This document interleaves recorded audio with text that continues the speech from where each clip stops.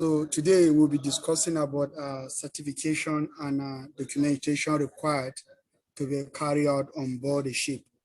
So as you are aware, sometimes when a ship gets to port state control inspection will visit the ship, and one of the things they do is to check your documentation and to ensure that they are up to date, they are valid, and they are all correct. And also during, if you are in tank, during site inspections, the site inspector also check your documentation to ensure that they are all valid and correct. Also during ISM audits, ISPS audit, ISO 9001, ILO audits, documentations are being checked to ensure compliance with appropriate regulations. So that's to show you how important cargo documentations are on board the ship. So without a documentation, a ship might be decided at maybe unseaworthy, you might be detained, or you might be fined. So it's very, very important for you to have the knowledge of this certificate, because when you're on the ship as a master and when a posted control inspector comes and you say, hey, you are supposed to carry this ship, you'll be able to say this certificate. You say, no, I won't be, the requirement is for me to carry this, and not this. So the knowledge of ship certification is very important. Secondly, for oral examination purpose, because the requirement to carry ship certification is contained in SOLAS. So it's a pass or fail question. So it's very, very important for you to be grounded in certification. So that being said, today we are going to discuss the certification required to be carried on board, and then which ships are required to carry this certification. And then next week we are going to discuss about their validity and inspections.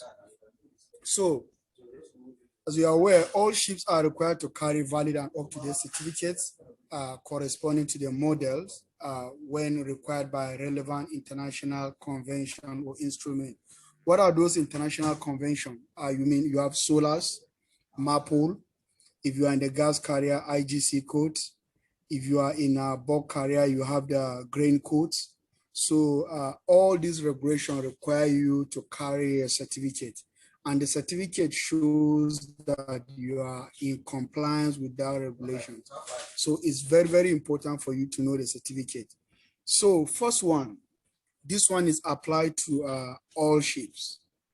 So all ships are required, all ships, that means solar ship. When I mean solar ship, I'm going to explain to you what solar ships means towards the end of this lesson.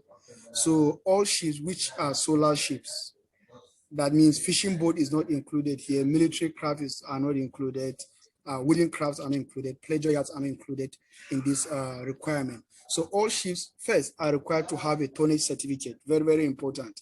So this is a requirement of a tonnage convention.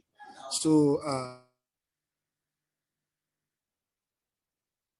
it's very, very important. So when you go on the ship, you have to see that the ship has a tonnage certificate, and this tonnage certificate remains with the ship, except maybe there's a major changes in some superstructure, infrastructure that warrant the ship to change its tonnage before you change this certificate. So the second certificate that is required to be carried on board is the International Load Line Certificate. International Load Line Certificate is carried in compliance with the load line regulation. So this certificate required to be renewed annually, and also you have the intermediate certificate that will be issued. So this I will discuss in my next lesson, which I promise to discuss, promise to share with you next week. So the next one is International Load Line Exemption Certificate, is still as per Load Line Convention. So this is a certificate that is issued to ships that are exempted from complying with load line regulation. So the next one is not really a certificate, but it's a very, very important document that is required by SOLAS, So this document is called Coating Technical File. If you go to various ships, you will find this document. And what it contains is it contains the standard of coating on the dedicated sea ballast tanks. So it's there on the ship from the day the ship is built. So you have certain standard of coating for a ballast tank. So it's not every kind of paint that you're supposed to use in ballast tank. So there is a requirement by SOLAS. So, and you have to comply with that requirement. So the next one is construction drawing. Why I brought about these two one is because they are very, very important and they are keys. So constructions drawing certificate is also required by SOLAS. And as you are aware, if you go to your individual ships, you have all these drawings. Maybe, for instance, the electrician is having some problems. The first thing he refers to the manual and some of the drawings to rectify the fault. If you have plumbing issues, you refer to all these drawings. These are carried out to ensure compliance with regulation and for the safety of the ship. And this type of construction certificate, one is being kept, construction drawing, one is kept ashore and one is kept on board to comply with SOLAS regulation. So the next one is the construction file. It's also have to do with the record of construction on the ship. And all these files are kept from the day the vessel is delivered. So the other one is stability information, very, very important. That is where you have all the information about the stability of the ship. And then this stability information book must be endorsed by a classification, by an administration, which is the flag state. In most cases, the flag state devote these rules or these rules of endorsement to classification societies such as Lloyd's, DNV, American Bureau of Shipping, NKK, and so many of them.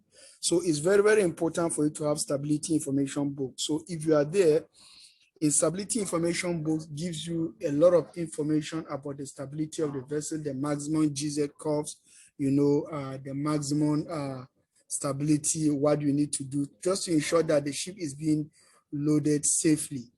So the next one is the damage stability control plans and booklets. So it's very, very important for you to have this. This booklet should also be endorsed by the administration or an organization that is authorized by the administration, such as the classification society. So the next one is the minimum safe mining certificate. Minimum safe mining certificate is very, very, very important. And this is issued as per SOLAS convention. It states the minimum number of people required in the ship. You can go to some ships in their safe mining certificate, when they come to your ship and they find out that you have only 12 crew, the first thing the inspector will do is to go through the safe mining certificate to ensure that you are in compliance with that particular requirement. If you are supposed to have 15 crew and you have 13, they are going to check why. If you have 13, then you should be able to have a sort of temporary dispensation certificate from the class state saying that you are allowed to sail with this number of crew pending when you arrive on the next crew where the other person will join. So you must be able to have something to back it up. So minimum safe mining certificate, it says the minimum number of people that are required on the ship. It also, in the certificate, we find the ranks, the number of people, engine rating, and gross tonnage. So it's very, very important. The type of certificate that the particular is very important, which is a fire training manual. Fire training manual is not a certificate, but it's a manual that is required by SOLAS for all ships. So fire training manual contains all the fire safety plan on board the ship, all the list of firefighting equipment, both the fixed and the portable. It talks about a lot about fire drills. So you must have it in particular areas in the ship, particularly in the crew mess room, officer mess room, and some recreational part of the ship. So it's a requirement by SOLAS for you to have a fire safety manual. In some ships, you call it fire training manual. So the next one is International Oil Pollution Prevention Certificate. This is IOPP certificate. This certificate is required by MAPO, Annex 1. As you are all aware, Annex 1 deals with regulation for the prevention of pollution at sea by oil. So it's very, very important that this certificate is being carried on board. Is mandatory, is not optional. So if this certificate expires, it can lead to detention of the ships and make the ship not seaworthy to be able to sail because you are not in compliance with MAPO. And this certificate particularly is required for all oil tankers of 150 gross tonnage and above, And also every cargo ship of 400 gross tonnage and above is required to have an international oil pollution prevention certificate as per MAPOL Annex 1. And one of the very, very important thing is this certificate supplement to Form A or Form B on record of construction of equipment for oil tankers. So if you go to this certificate, there's a section that is permanently attached to it. It's called Form A or Form B. So in this particular form, you have the record of the construction of all equipment for oil tanker. And this certificate is being renewed during your annual renewals process that takes place every year. And there's also an intermediate survey and also a renewal survey, which we are going to discuss in details next week. The next certificate that is supposed to be carried on board ship is the document of compliance. So the document of compliance is in compliance with SOLAS regulation and ISM code. This certificate is issued to companies to signify that they are in compliance with ISM code. So before a company can be able to manage ships, they must have a document of compliance. The document of compliance states the total number of ships that the company have, and to state that they are in compliance with the requirement of ISM code, which is the International Safety Management Code. And as you are aware, International Safety Management Code is part of SOLAS regulation. So the next certificate that is required is the Safety Management Certificate. Safety Management Certificate, what we call the SMC certificate, is issued to every ship by the recognized administration, like the flag, that is the flag state, or an organization, that is dedicated to issue this certificate on behalf of the flag state, which is the classification societies. So what this safety management certificate shows, it shows that the ship itself is in compliance with the requirement of ISM code. So once you are on the ship and the ship don't have a safety management certificate, that means that the ship is not in compliance of ISM code. And it simply means that when a port state control inspector board the ship for inspection, the ship can be detained, or it can also be fined. They can issue a detention notice or a prohibition notice for them to go to sea. So it's very, very important for you to know that. And as part of this, a certain inspection is being carried out. They call it ISM survey, ISM audit. ISM audit is being carried out to ensure continual compliance with the requirement of ISM code. So you have the one that is carried in the office, and you have the other one that is being taking place on board the ships by a particular auditors. So the next type of the next certificate is the International Ship and Security Certificate. This particular certificate is issued in compliance with ISPS code. As we are aware, ISPS code is International Ship and Port Facility Security Code. It's issued in compliance with ISPS code. It shows that the shares code. So it's very, very important for you to have this particular certificate, because if you go to different ships, different ports, you will be asked to present this certificate. You'll be asked to present evidence that the vessel is in compliance with ISM code. As you are aware, ISM code is a mandatory requirement under SOLAS. So the next one is the International Oil Prevention Certificate. 6 is very, very important.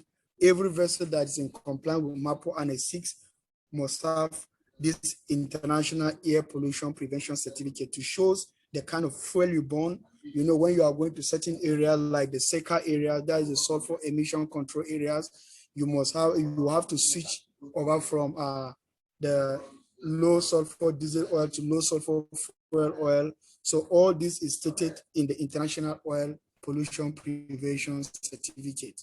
So the other type of certificate is the International Energy Efficiency Certificate, which is issued in compliance with MAPO Annex 6.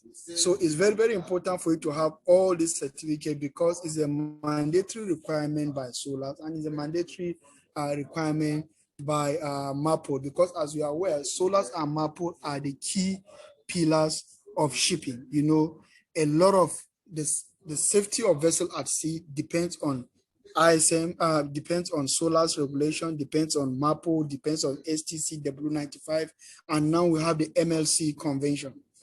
So there are certain certificates that also a vessel is required to carry. We said additional certification. So in addition to the certificates that I have just mentioned, every passenger ship, if you are in a passenger ship must carry what we call a passenger ship safety certificate. And this certificate is renewed annually. So we'll discuss in details next week about the renewal process and also how this certificate is being revalidated and endorsed. So in this certificate, you must have a section called a record of equipment for passenger ship safety, which is from P. So sometimes in oral exams, they can ask you what is from P, what is from C, what is from E, you know, what is from R. So from P, you know, is a permanent certificate that is attached to passenger ship safety certificate that shows the record of safety equipment, shows the record of equipment for passenger ship safety. So another certificate that is required to be carried by passenger ship is the search and rescue cooperation plan to comply with IAMSA and SOLAS requirement. So another certificate that's also required is also a certificate that indicates the list of operational limitation areas. For instance, some ships are not allowed to sail in anything above 55 degrees north or 55 degrees south, the polar zone, because of ice accretion. So it's very, very important for you to know this certificate. So for cargo ships, so in addition to the certificate I first explained, so every cargo ship shall carry a cargo ship safety equipment certificate, you know, for ships of 500 gross tonnage and above. So if you are on a ship of less than 500 gross tonnage and above, you are not required to carry this particular certificate. And what this certificate does is it shows a record of the entire safety equipment that are on that particular ship. And the record is, there's also a section called Form E that have this particular record and shall be permanently attached to it. So you can see Form E has to do with cargo ship safety equipment, while Form P have to do with the passenger ship safety equipment. So both these forms shall be permanently attached, you know, to the certificate. And this certificate is subject to annual renewal, intermediate renewal, and also renewal survey. Annual renewal is yearly, intermediate renewal is every 2.5 years, and the renewal survey takes place every 5 years. So next is the cargo ship safety construction certificate. So this one shows that the ship, you know, is in compliance, you know, the construction of the ships is being done in compliance with SOLAS. So thereafter, you have this particular certificate issued to. So the next certificate. So cargo ship safety radio certificate is required for ships of 300 gross tonnage and above.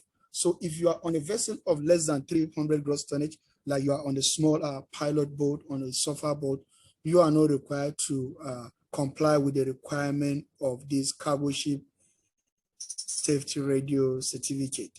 So it's same like other certificates. There is a permanent section called Form R that is attached to it, and it shows the complete record of all the ship radio equipment on board. Like you have all the SAT-B, SAT-C, you have the VHF radio, the MFHF, the EPEP, the SARS, all of them are indicated there, and very, very important. Also, the VDR is also indicated there. So another type of certificate that is required to be carried in a cargo ship is called the cargo ship safety certificate. And this certificate also have a form called Form C. So it's very important for you to know the cargo ship safety certificate has to do with the safety of the ship. while the cargo ship safety equipment certificate have to do with the record of safety equipment in that particular ship, such as you have the life buoys, the lifeboats, the life jackets, everything that have to do with safety equipment is recorded in Form E, while just the ship safety is recorded in a Form C. So next now is, in addition to the certificates that I listed above, every cargo ship shall have what we call a document of authorization, for the carriage of grain. So this one is applicable for on cargo ships that are dedicated for grain cargos. So they must have a certificate called document of authorization for the carriage of grain and grain loading. This certificate is issued in compliance with the International Code for Safe Carriage of Grain in Bulk. So it's very, very important. So without this certificate, a cargo ship will not be able to load grains on board. So if you are in an oral exams and the oral examiner asks you that if you are in a cargo ship before loading, let's say grain in Amsterdam or in Antwerp, what are you going to take into account, or what are you going to take into consideration? So before even the idea of cleaning the whole space, ensuring all the safety gears are in place, putting all the dunnage, and the rest, the first thing that will come to your mind is you must ensure that the ship has what they call the document of authorization, for the carriage of grain cargo. So without this document of authorization, the ship will not be able to load this particular cargo. And this document of authorization is issued in compliance with International Code for the Safe Carriage of Grain in Bulk. So, and it's issued because of numerous incidents that have happened in the past. As you are aware, there are two major issues that have to do with ships carrying grain. You have to talk about the stresses also and the risks of cargo shifting, and sometimes also about the reliquefaction of cargo, which we have discussed in my early lectures in the previous months. So next one is what we call the certificate of insurance or other financial security in respect of civil liability for oil pollution. And this certificate is issued in compliance with civil liability certificate, which is also in compliance with MAPO regulation. And the certificate is required for all ships that carries oil of more than 2,000 tons in bulk. So the next certificate is also called Certificate of Insurance or Other Financial Security, and is in respect of civil liability for bunker oil pollution. So as you are aware, every ship takes bunkers, so without bunkers, you can't be able to move the ship from point A to point B. So because the ship uses bunkers for its operation, you must have this particular certificate of insurance for in respect of civil liability, should in case any pollution happens as a result of oil bunkering. So sometimes, before you go to a bunker port, and when the bunker suppliers want to supply bunker to your ships, what they tend to ask is, do you have a valid certificate of insurance for civil liability for bunker oil pollution damage? So you have to also tick the box. Yes, sometimes if you don't, nobody would like to come to a vessel to serve bunkers. And this certificate is issued in compliance with Civil Liability Convention, which has to do with MAPO.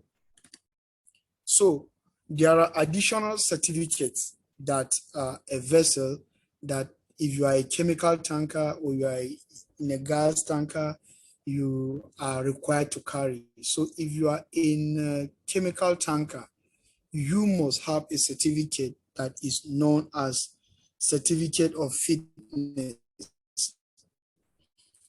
for the carriage of dangerous chemicals in bulk. They ask you, okay, what are the things that you consider before loading a small parcel of chemical in Port Said, Egypt, or in South Africa.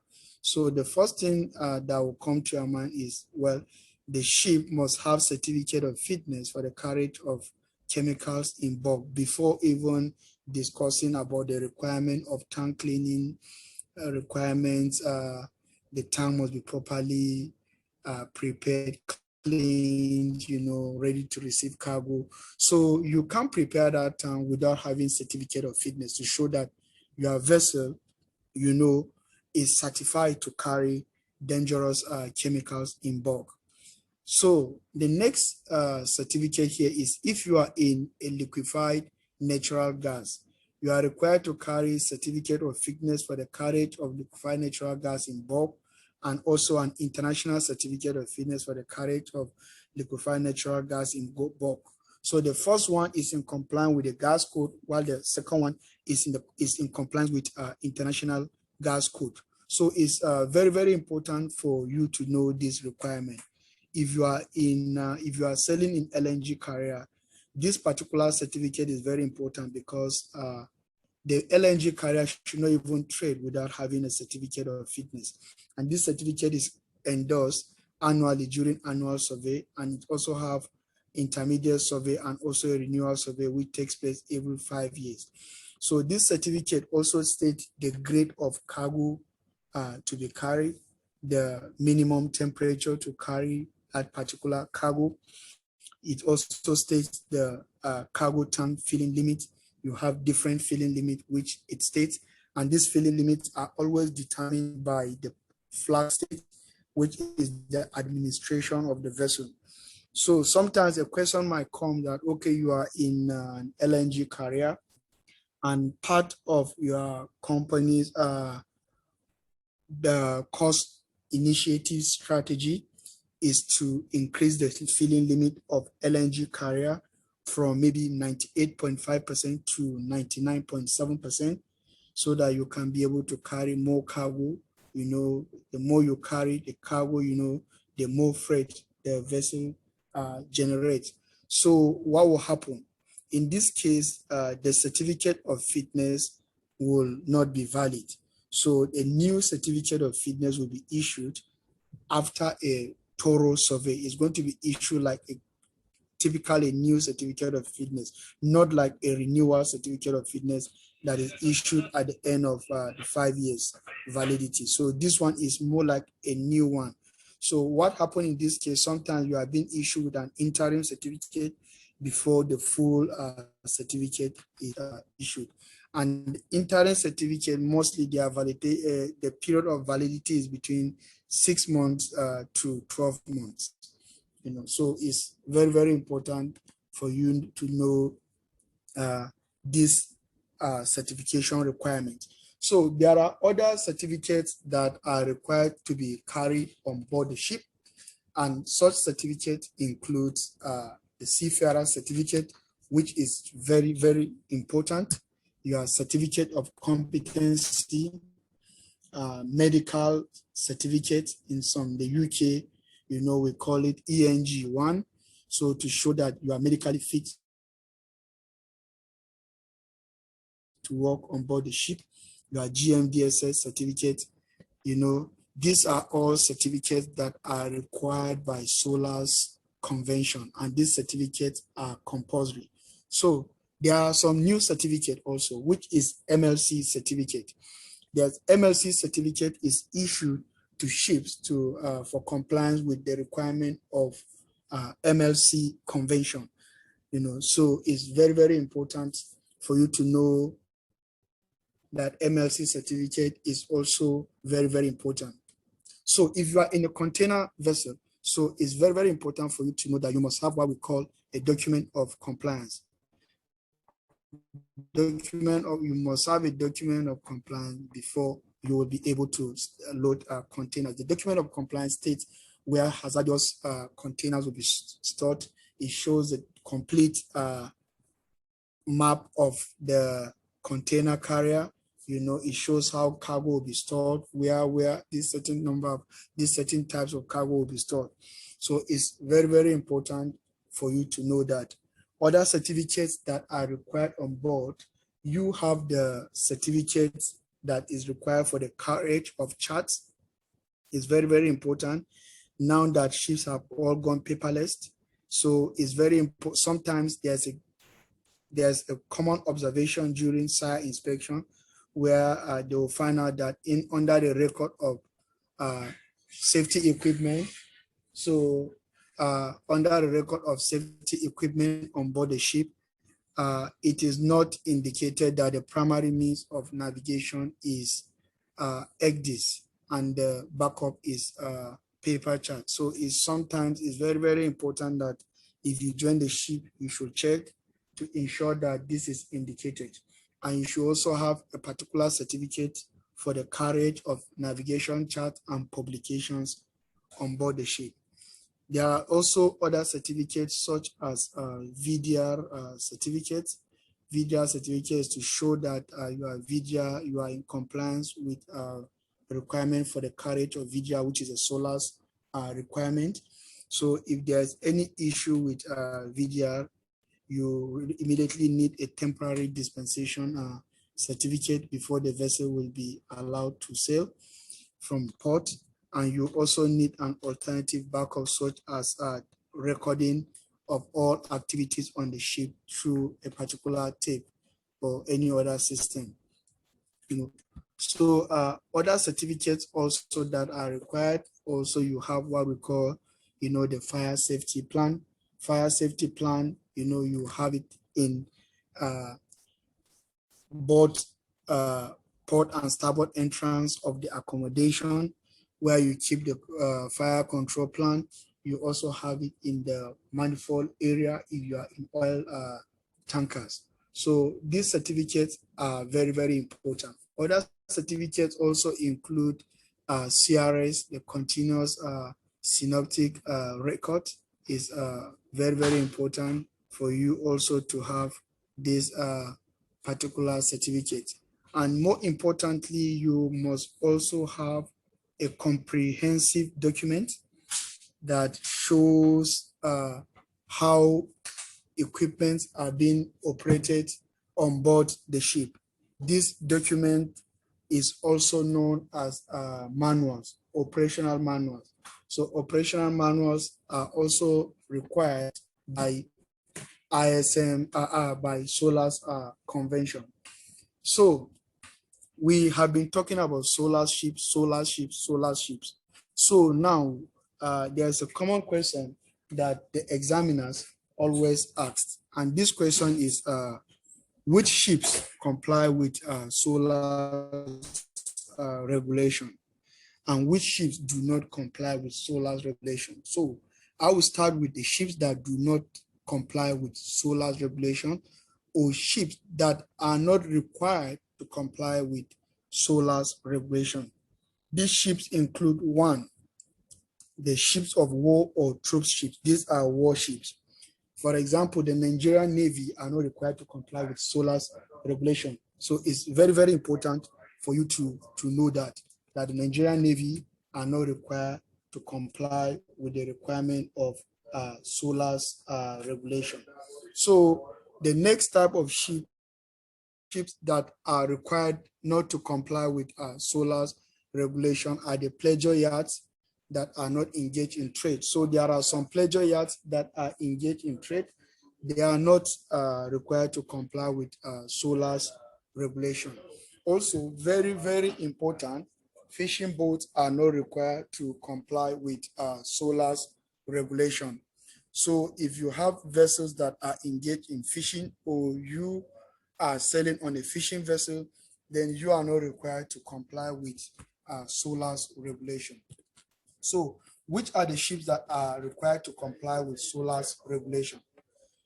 Any other ships of more than 500 gross tonnage that is not stated here are all required to comply with SOLAS regulation, which is very, very important. So now that we have an overview of which ships are supposed to comply with SOLAS regulation, it means these are the ships that are supposed to carry all the certificates that we have discussed above. So in addition to the other certificates we have discussed, there are other certificates that you are not required at least to discuss it during your oral examination, because they are not really the certificates that examiner is after, but it's also good for you to have an idea of those type of certificates or documents that are required by SOLAS. And one of them is the maneuvering booklet. Maneuvering booklet is very, very important to be carried on board the ship.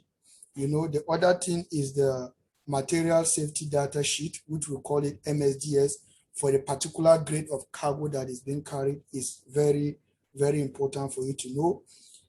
If you are in compliance with MAPO, that means if you're on a ship, on an oil tanker of more than 150 gross tonnage, and on the cargo ship of more than 400 gross tonnage, then you are required to have what we call oil record book.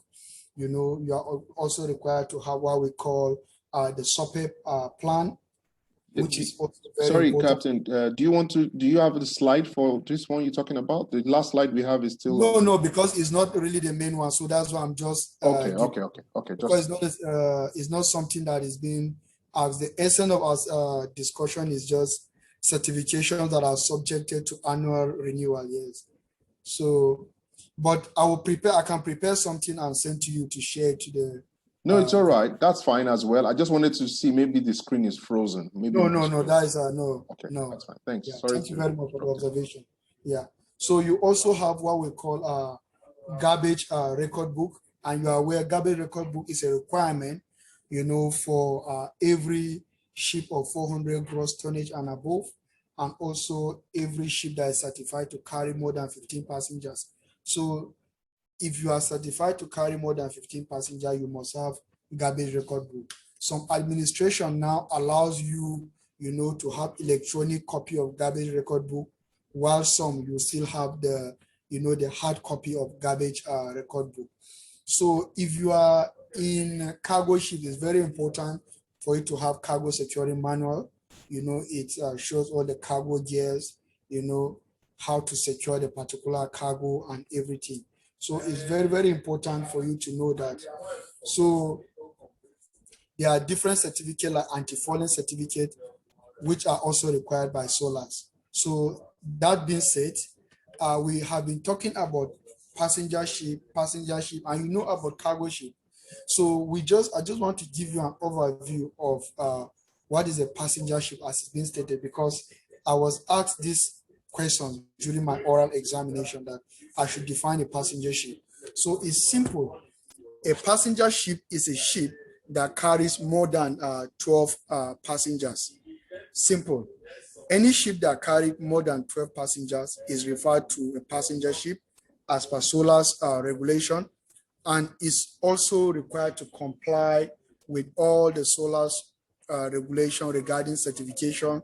Like you have the Form P, you must have Form P. So it's very, very, very important. So with this, I have come to the end of our lectures. But before we conclude today, I'm going to also briefly talk about inspections and survey, which we will discuss in detail next week. So as you are aware, all these certificates that we have discussed, from the beginning of this lesson, they are to be issued by the administration. And what is administration? Administration are port state, and flag state, I mean. And what is a flag state? A flag state, is a country where the ship is being registered, or a country where the ship is flag. That is a flag state in a simple definition. If you are flying a flag of maybe your port of registry is Lagos, your port state is Nigeria, and the administration is NIMASA.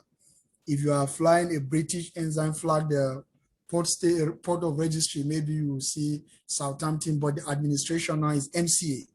So same apply to different countries, So it's very, very important for you to know that it's only the administration that are authorized to issue most of these certificates. However, the SOLAS regulation also gives the administration some waivers. What are the waivers it gives? It says that the administration can also delegate or entrust the inspection and surveys to either a surveyor or a classification societies. Classification society are like the American Bureau of Shipping, Lloyd's, DNV, and the rest of them. So if you go to most of the ships, then you notice that your safety management certificate is not written NIMASA on top, or is not written MCA, but you will find out that the safety management certificate have Lloyd's classification society logos. So that is one of the reasons, because the regulations allowed the administration to entrust the inspection and survey to classification societies.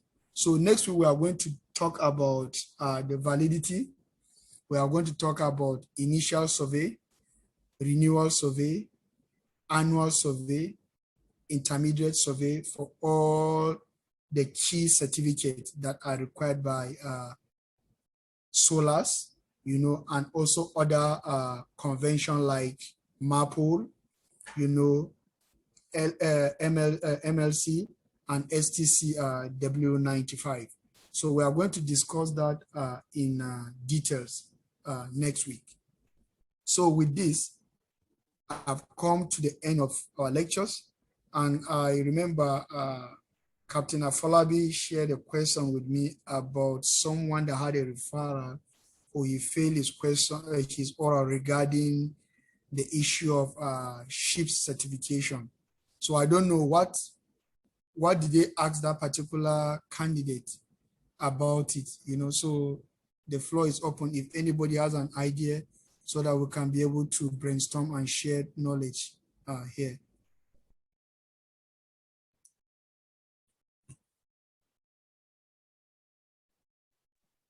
So thank you very much, Captain Tayo, for this opportunity. So if any of the... Yeah, you can just leave the screen on. Leave the screen on. Yeah, so okay. I think I have the person that failed the orals, I have a sort of a question. And it's more of list the certificates that you have on your vessel. And the person did not remember all of them, and especially the forms, which you've mentioned a lot, the form R, the form B, the form A, B, and the differences, what the difference between a form A and a form B, the form E, for example. And as this load line, the condition of assignment of load line, those things really pick people up. And I was saying while they had the little interruption is that the way I found it easy to learn this thing is when you go on board, during the end of the month inventory that we do, the monthly certification report, of course, is a big work, but sit with the certificate, bring it out one by one and update it. I find I did that as a cadet. My captain said I should do it. And since then, I've been stuck with, it was good knowledge to open it one by one, check the certificate number, check the date of issue, check date of expiry, and just read through it casually. I understand that, but the most important thing again is make sure you return it back into the wallet that you remove it from before you take out the next one. Because if you mess it up, then the captain can throw you overboard, because it's a big work also. So please check these things, play with it. Of course, don't play, but have access to the certificate. Check it one by one yourself. Just read through it. Yeah, it could be boring, but doing the boring things actually make us professionals.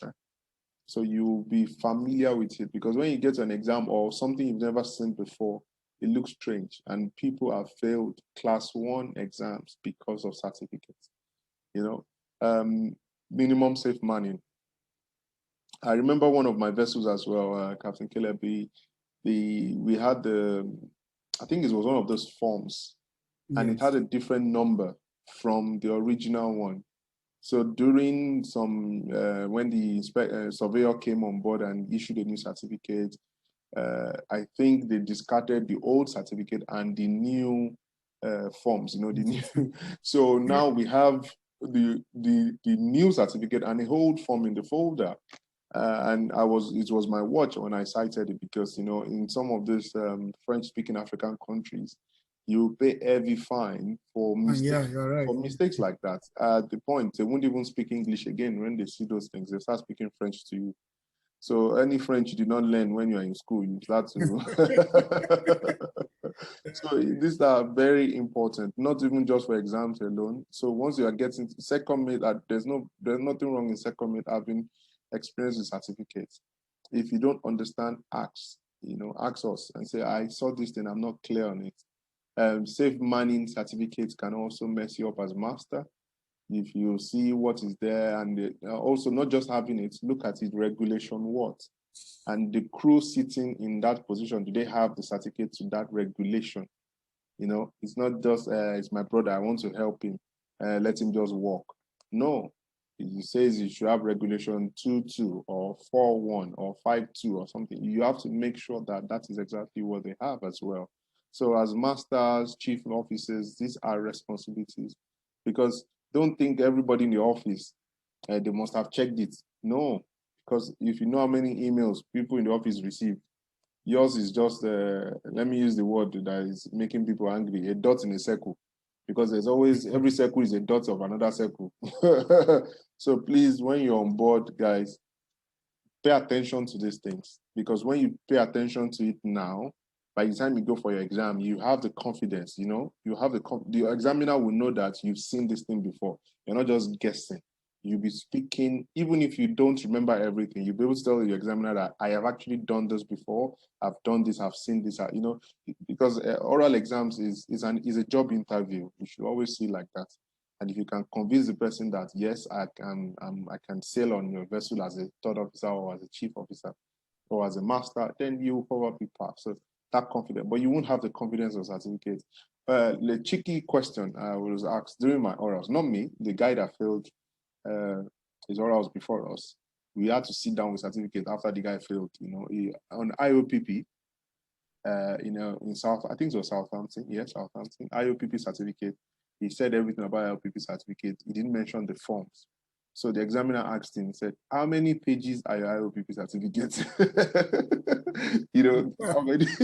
You Can guys, you imagine how many pages? yeah, how many pages? Because he didn't mention the forms. He was just talking a lot of things. But so the guy wanted to, you know, prompt him. I said, how many pages? But the question even made the candidate more confused, like, how many pages, you know? So yes, please, because he didn't mention the form A or form B, you know, and depends. So this classes, like what Captain Danladi has gone through, is not for you just to, okay, now sit down. Go back to your ship. If you're on board, go on board. Ask the captain, sorry, captain, let me help you do this monthly certification report, you know. Start from there and be careful. If you remove a certificate from a wallet, please put it back, all right, in the wallet before you open the next one. Don't cause more work for us, okay? Yes, and another thing I noticed, and I also want to point out, is that it's not just for you to now say, oh, blah, blah, blah, certificate, this certificate, this certificate. Some examiners might be interested in telling them this certificate in compliance with what? If you notice, captain will say, okay, this is in compliance with MAPOL Annex this, IOPP in compliance with MAPOL Annex 1. You understand? It shows the confidence, it shows the knowledge of the content, the intent, you know, of that. It really breeds confidence, all right? So it's stages by stages. Once you know it, you need to know why do you have this certificate? Because even at your workplace, you say something and somebody tells you that, where is it written? You know, you must be able to show it. So, and that's good. Challenge people as well, all right? And those that want to pour lube oil inside sea so that it can calm down, well done, oh, I greet you people. Okay. Any questions, please, for Captain Danladi before we round up the class? I found it very useful and a good reminder. Anyway, any questions, please, guys? Okay, so I have a question not for Captain Danladi, for anybody in the house. How many people have actually opened their certificate folder on the ship? If you have opened it, raise your hand. Just raise your hand up. I want to see. How many people have? their certificate folder. You know. And you've helped, okay, let me change the question. You've helped the captain to do the monthly certification report. How many people? Nobody's raising their hand up. Okay, so please, guys, it is very important that you try as much as possible to be involved. You get there. If you're not a captain yet, you become one. The weight will be on your shoulder. So start practicing now. Okay, guys, start practicing now. The weight of that shoulder. Don't think you are doing anybody any favor. It's just about yourself becoming proficient. So anyway, thank you so much for this. Captain Danladi, thank you for always being available when we need you. Thank you very much for having me. We appreciate you. So we're having you next week for inspections. And yes, survey. Next week will be much better because I'll be in Escravos. I'll be off the tank. That's fine. That's fine. Yes, so, all right. yes. Thank you so much and have a wonderful evening and the rest of the week. Thank you to everybody much. Too. Thank you. Inumama, Ekerete Akpan, Captain Joshua, thank you. During my cadetship training, I assisted the chief officer in one of the class survey inspection. Okay, so next week, what you learned from there, that's from Anita Sako. Come and share, come and listen next week, and you might probably share with us what you did as well. Temitope Boyede, thank you so much for coming. OJ, Vincent, Anita Sako, yeah. Umar, yeah, how's your exams going? I hope everything is coming on well. Very fine, sir. Very good, very good, very good. So good to have everybody, and thank you so much for coming. See you next week. Okay, see you. Thank you. Yeah. Thank you, sir. Thank you. Bye. Thank you, sir. You're welcome. Thank you. Thank you.